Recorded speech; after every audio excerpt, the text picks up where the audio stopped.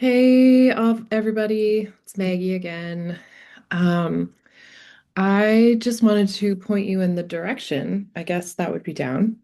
I want you to point you in the direction of an article I wrote recently that's published on my website, and it's getting a lot of really great attention. So you'll find the link down at the bottom in the notes. But I wanted to tell you a little bit about what I talk about. So many women, like myself, spend decades successfully managing ADHD through compensatory strategies they don't even know they have. We build elaborate systems, we say yes to everything to avoid disappointing people, and then we back out last minute.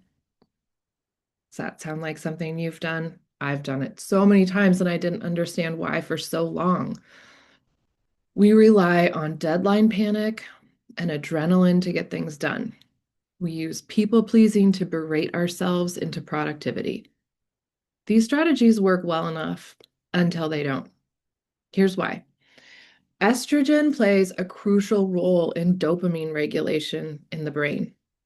For women with ADHD who already struggle with dopamine regulation, estrogen acts as neurological scaffolding.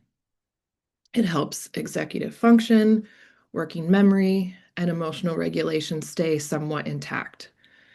During perimenopause, however, estrogen doesn't just decline, it fluctuates wildly and unpredictable. It goes up, goes down. One week you have relatively normal levels, the next week they've crashed.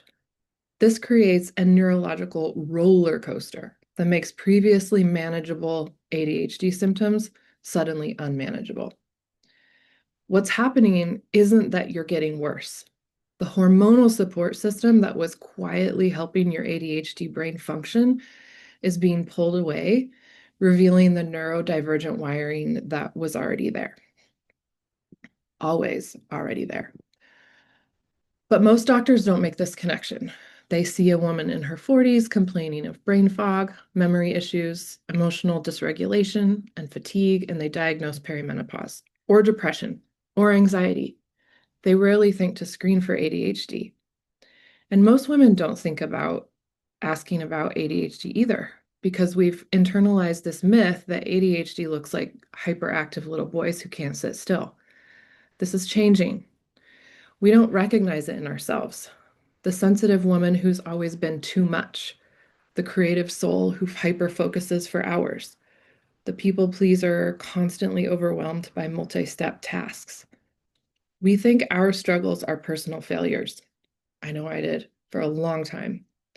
We think we need to try harder, be more disciplined, get more organized. We don't realize we're trying to function with a neurodivergent brain that's losing its hormonal support. This is why so many women are starting to receive their first ADHD diagnosis in their 40s and 50s. Perimenopause finally makes it visible. So again, I wrote a complete article about this with practical steps for mapping out the intersection between your symptoms and your history. So check out the article. The link is below, and I'd love to hear what you think. Let me know what ahas you have after reading the article. Okay, see you soon.